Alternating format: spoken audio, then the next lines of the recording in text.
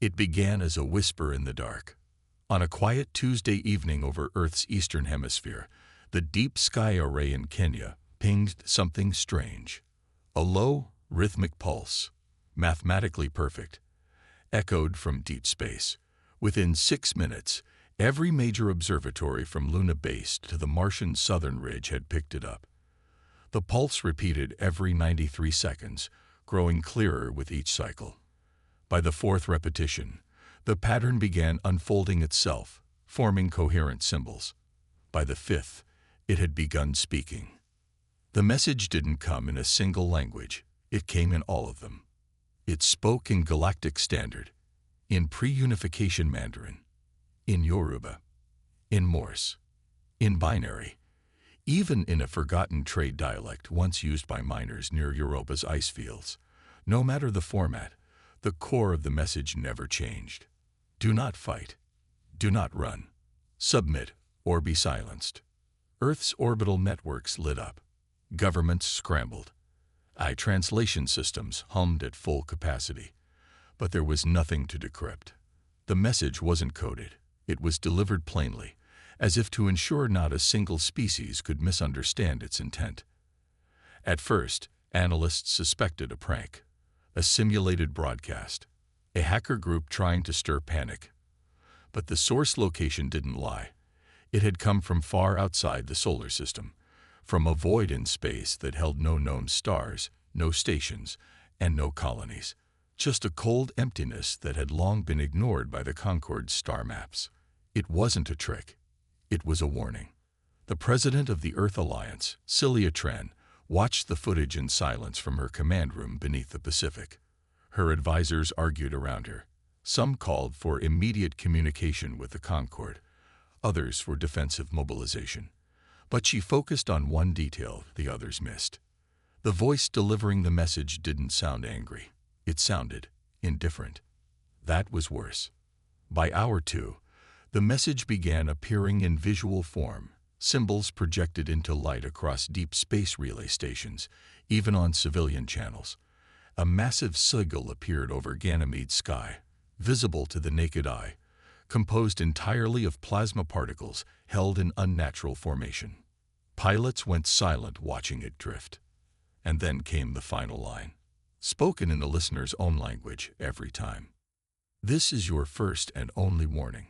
By hour 5, the message ended. No further transmission followed. No ship appeared. No negotiation came. Just silence. Humanity had heard threats before. From warlords, from rogue AI, from natural disasters with countdown timers. But this wasn't a threat. It was an announcement. The kind made by something that didn't expect resistance.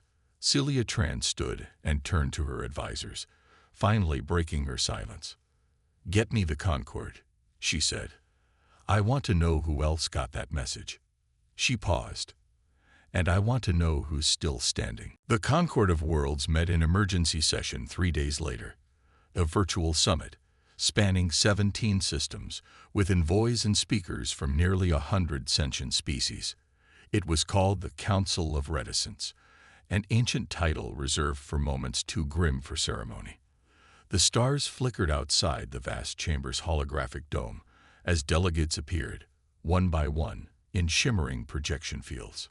Earth's representative, Ambassador Easy Mendoza, took her seat last, not out of disrespect, but because that was humanity's assigned place, at the end of the spiral among the probationary civilizations. The newest member, the least experienced, the loudest, the most unpredictable. "Earth acknowledges," she said clearly, as her holographic form solidified on the council floor. The room was quieter than usual. Species who'd once debated trade routes and technology sharing now sat with solemn eyes, some with limbs wrapped around themselves, others curling defensive tails or folding antennae inward. They had all received the message. They had all heard the warning. And they all recognized it. The silence had returned. No one knew exactly what it was. The name came from a culture lost before the Concorde ever formed. That species, once thriving in 3 galaxies, had vanished overnight, leaving only scraps of philosophy and a single word for what took them. No one had ever seen the silence. No survivors, no negotiations, only patterns. Broadcast, submission, erasure, always spaced centuries apart, always final. The oldest Concord species, the Aractal, stood first, a towering being of pale crystal limbs. Its voice resonated like a tuned wind chime. "We counsel surrender," it said. "Immediate. Total. It is the only proven survival." Others nodded. Softly, slowly. The Tellurians, who had erased all traces of their weapons generations ago. The Vaon, who had already packed their homeworld into transport ships. Even the Blen, known for their stubborn pride, remained silent. Eze listened, arms crossed, face unreadable. When it came time for her to speak, she didn't rise. She only leaned forward. "You all submitted," she said softly. "And yet it's still here." That caused a stir. Several delegates made gestures of offense. A few turned their feeds off in protest. But most simply watched her. "We're being told to do nothing, to hope it passes by. But what happens when it comes back again? What happens after we've erased everything that makes us us, just to buy a little more time?" The Aractal responded, "It is not fear, it is survival." Eze shook her head. "Then maybe we're not built to survive quietly." No one had a response to that. The council continued for hours. Plans were proposed, arguments raised, compromises offered, but Earth's position never changed. As the meeting closed, Mendoza stood at last. "We heard the warning," she said. "We'll decide our answer, alone, if we must." And as her signal faded, the oldest members of the Concord realized something they hadn't felt in centuries. Someone wasn't afraid. Back on Earth, the transmission replayed on a loop in every intelligence agency, every think tank, every military command center. But by now, the message itself was secondary. The real question wasn't what the silence said. It was what it had done, and to whom. Within hours of the Concord session, Earth's Strategic Analysis Directorate authorized full access to deep archive Concord data. Most of it was restricted to high-level clearance, buried in old codes and guarded by species who hadn't spoken openly in decades. Now, it was all fair game. The task was given to the Archives Division of the Martian Commonwealth, a collection of historians, linguists, and AI analysts based in the underground spire city of Vallis Core. They weren't soldiers. They weren't politicians. They were explorers of truth. And what they found was terrifying. Civilizations had vanished before. That much was known. Some blamed supernovas. Others blamed internal collapse. But as Earth's researchers followed the timelines, a pattern emerged. Always a warning first. Then silence. Then nothing. A star-spanning collective called the Saldran Unity had once controlled hundreds of systems. Their philosophy was one of logic, peace, and structure. They'd vanish overnight, leaving only artificial moons humming quietly in the dark. Another race, the Cavalari, were artists and engineers. They built monuments visible from orbit. Now those planets are dust. No biological trace remains. In one chilling file, Earth's analysts discovered a recording left by the last known Cavalari before their disappearance. It was brief and cracked with static, but the voice was unmistakably calm. "We offered them beauty. They did not respond." The silence had not come to conquer. It had come to erase. Not with fury, but with indifference. Meanwhile, public unrest grew on Earth. The networks were flooded with speculation. Was this the end? Should humanity surrender now, while it still could? Or would resistance only speed up extinction? The Earth Alliance convened behind closed doors. President Tran read the archive summaries herself. She didn't speak when she finished. She simply asked one question. How long did those civilizations last after the warning? The answer, days, maybe weeks. Earth had already used up 3. Still, not everyone felt fear. In a hangar deep beneath Luna's North Pole, military engineers worked in quiet urgency, not on evacuation ships, but on strange, asymmetrical drones, machines with minds of their own. Elsewhere, a theater troupe in Nairobi submitted blueprints for a combat script designed to confuse pattern-seeking AI. Humanity was many things, but predictable wasn't one of them. As the stars turned over Earth's night sky, a single line was scrawled onto the wall of the Mars Research Lab, written in marker above a glowing screen full of extinct civilizations. We saw what you did to better worlds. We're not better. We're worse. Earth didn't build a bigger gun. It built chaos. For days after the council, the news was filled with the same grim tone. Discussions of evacuation, of giving in to the inevitable.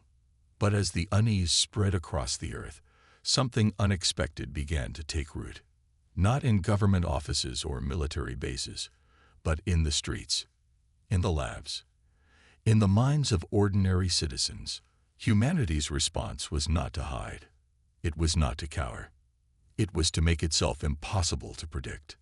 Operation Lighthouse was officially launched, and the world watched in awe as the plan unfolded. The initial concept was simple: adapt, disrupt. Whatever the silence was, it had yet to deal with a species that could change the rules of engagement with no notice, a species that embraced unpredictability as a survival instinct. The plan began with the engineers. They didn't build new ships. They didn't design weapons of mass destruction. They designed something far more dangerous. Systems that could learn, systems that could evolve on the fly.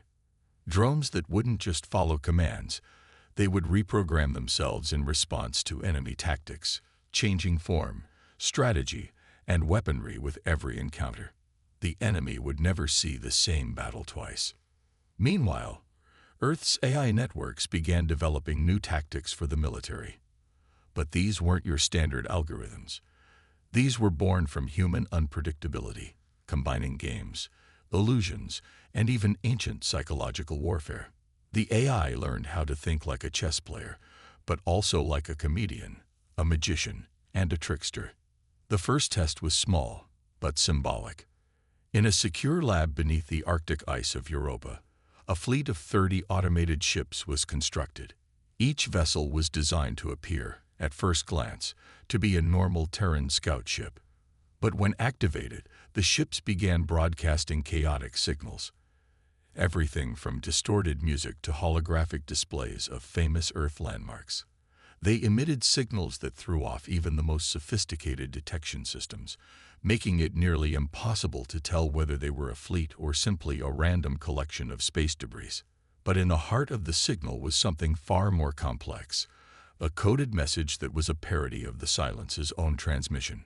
A response, but a response written in jest, in irony, in humanity. The silence, if it was watching, wouldn't know what to make of it.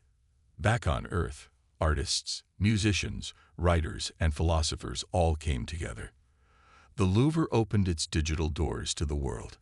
Ancient plays were reenacted on every street corner. Every possible form of expression was brought to bear on the enemy, not in defiance, but in a collective proclamation. This is who we are. And then came the final phase of Operation Lighthouse, the people. Not soldiers, not generals, but ordinary citizens, millions of civilians on Earth, in space stations, and on the colonies, engaged in spontaneous acts of rebellion. Not violent protests, not armed uprisings, but absurdity, small, personal rebellions against the silence of fear. Children dressed in absurd costumes, marching through city streets, disrupting traffic, wearing masks, speaking in riddles, creating art with every tool available. Farmers released flocks of brightly colored birds into the sky. The world laughed, and the laughter didn't stop.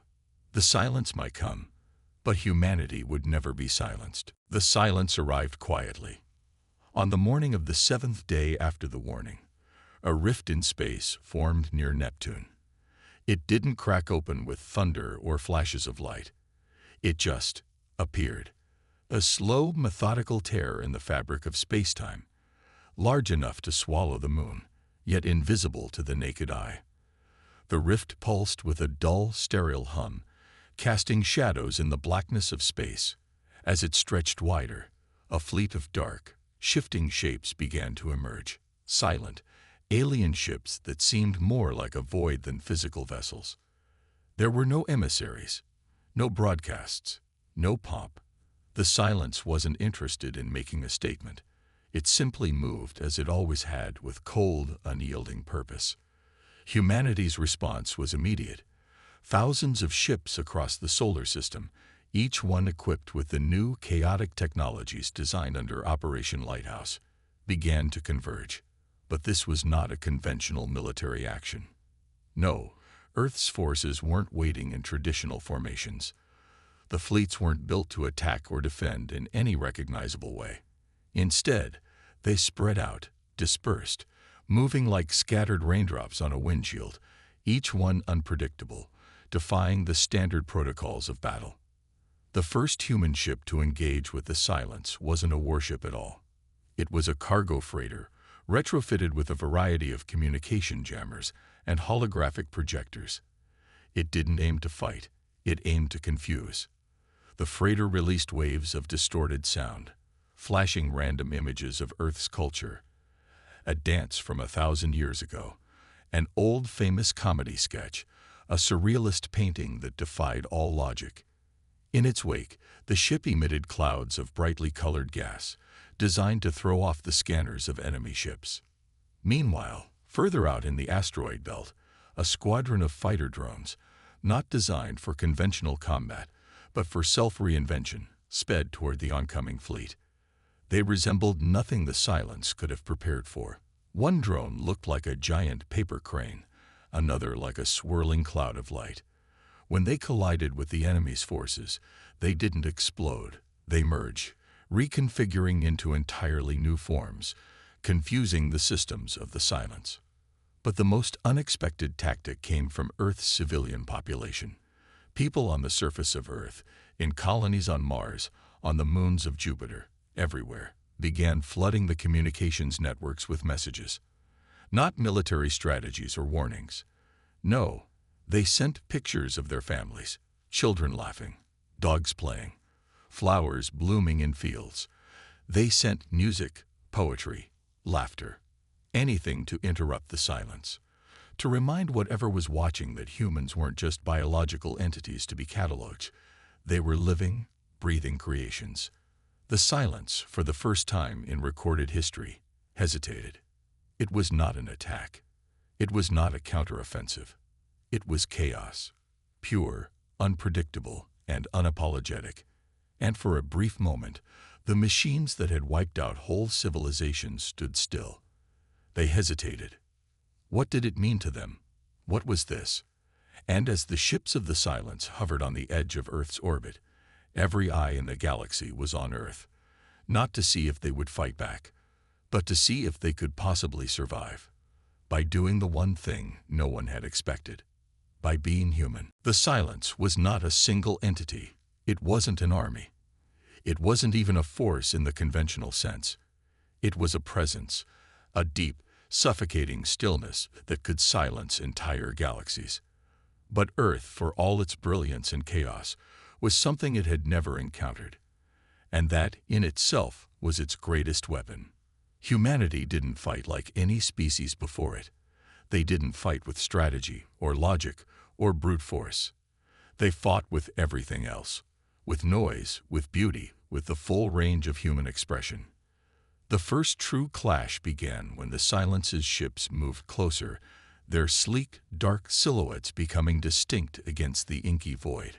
Earth's defensive fleets, scattered and disjointed, now engage, but not in any traditional sense.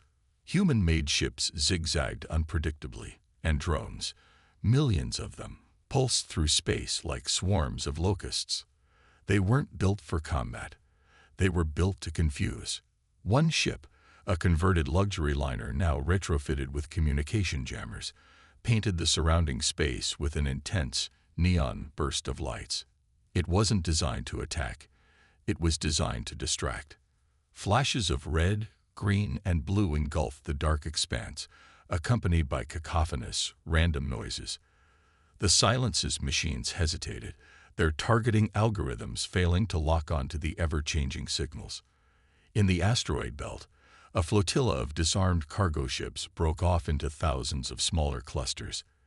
Each ship emitted a unique signature, a pattern of noise so complex that it short-circuited the silence's scanning systems.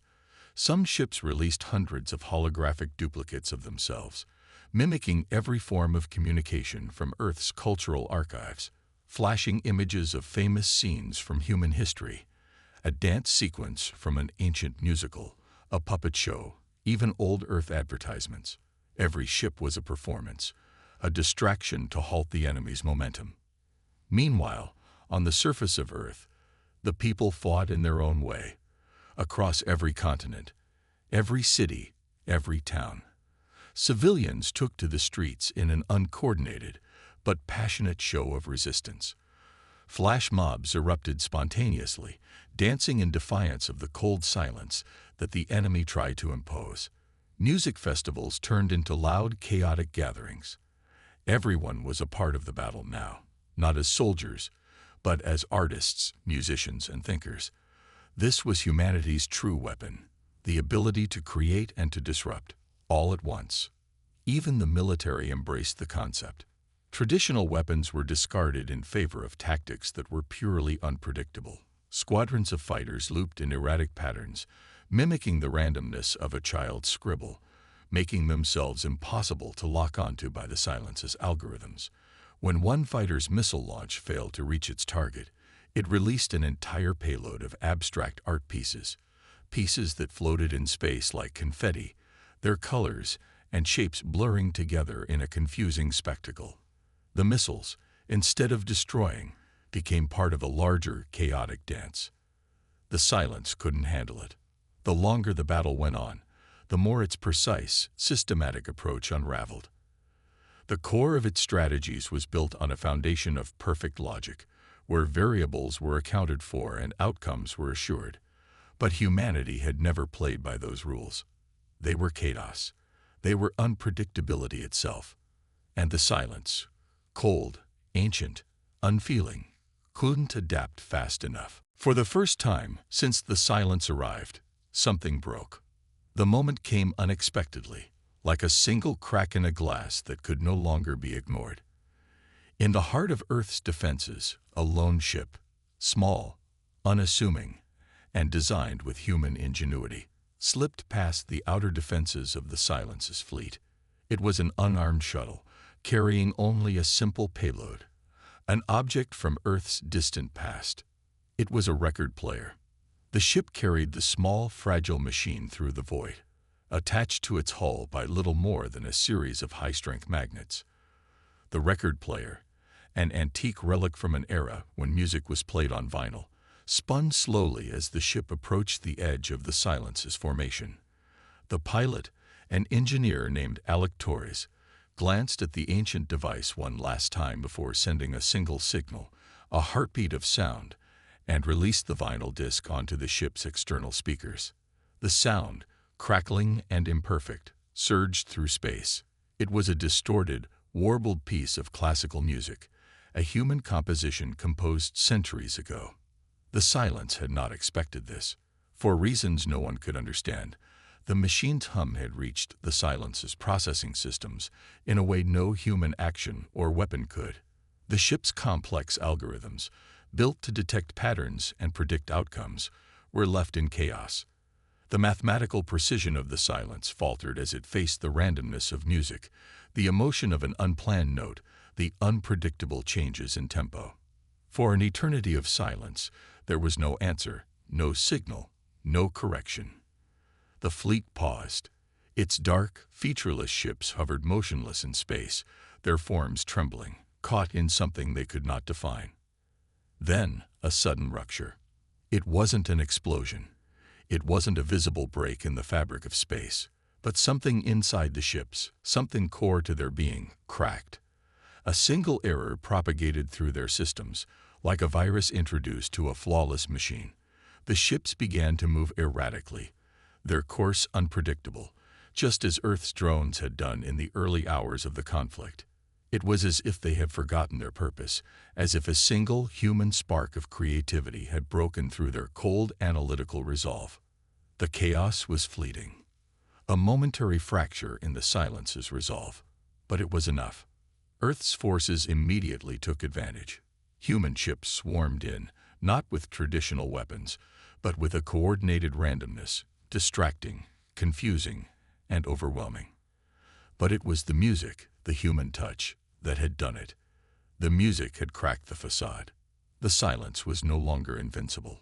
Back on Earth, President Celia Tran watched the battle unfold from her command center. Her face was impassive, but inside, something stirred. For the first time in days, she felt hope. But there was no time for celebration. The silence might be momentarily fractured, but it was still a force to be reckoned with. Earth had created an opening, but only for a brief moment. "Prepare for the next wave," Tran ordered. "We haven't won, but we've made it bleed." And as the first hints of victory bloomed, one thing became certain. Humanity was not just fighting for survival anymore. It was fighting for its place among the stars. And the silence, despite its cold and calculated ways, was learning what it meant to face something it could never fully predict. The battle raged on for hours, then days. What began as chaos quickly turned into something more controlled, something human. The silence, though massive and relentless, found itself unprepared for the sheer unpredictability it now faced. Ships twisted and spiraled through space in seemingly random patterns, throwing the silence's calculations off course. One by one, Earth's forces adapted, learning from the silence's mistakes. The enemy couldn't predict the next move, and it was the first crack in its unyielding armor. Then the final turn came. The silence's fleet, frustrated, confused but still formidable, began to converge on Earth's homeworld, its dark ships flanking the planet from every direction. The remaining human ships had regrouped, and the intensity of their attacks, though uncoordinated, began to take a toll. But Earth's victory would not come through strength of arms. It came through something far more unexpected. The moment of truth arrived when, in the middle of a lull in the battle, a signal burst from the heart of Earth's forces. It wasn't a weapon. It wasn't a message of surrender, nor a final strike. It was a broadcast, beamed out across the galaxy, a simple, powerful transmission. It was a question. The message was simple, yet carried the weight of an entire species. It was directed at the heart of the silence's fleet. Why do you erase? The question wasn't posed in anger. It wasn't a taunt. It wasn't a demand. It was a request for understanding, sent in a language far more complex than any weapon. And in that moment, the impossible happened. The silence, this ancient cold force that had devoured entire galaxies, paused. Not a single ship moved. No algorithms churned. No patterns emerged. The fleet suspended in space, unmoving. The fleet's central command structure, the very heart of the silence, received the signal, and something within it began to shift. The message, humanity's simple, powerful question, echoed in ways the silence could not predict. In an instant, the machines began to unravel, their synchronized, systematic movements faltering. Their algorithms couldn't process the question. The silence wasn't built to understand. For the first time in centuries, the silence hesitated, not out of fear or calculation, but from confusion. Its answer was not violence. It was silence, a silence that stretched for what felt like eternity. Then the unthinkable occurred. One by one, the ships of the silence began to power down. The once dominant fleet, unstoppable in its precise path, ceased. Their engines went dark. Their signals went silent. Their movements ceased altogether. The battle had ended, but not with a victory in the traditional sense.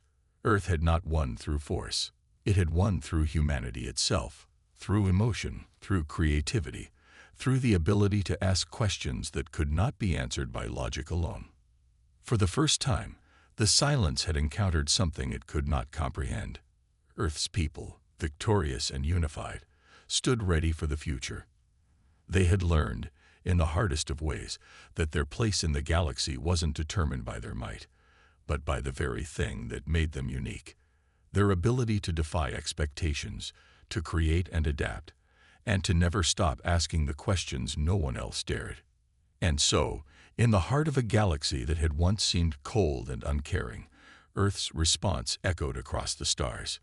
Humanity had not just survived. It had responded.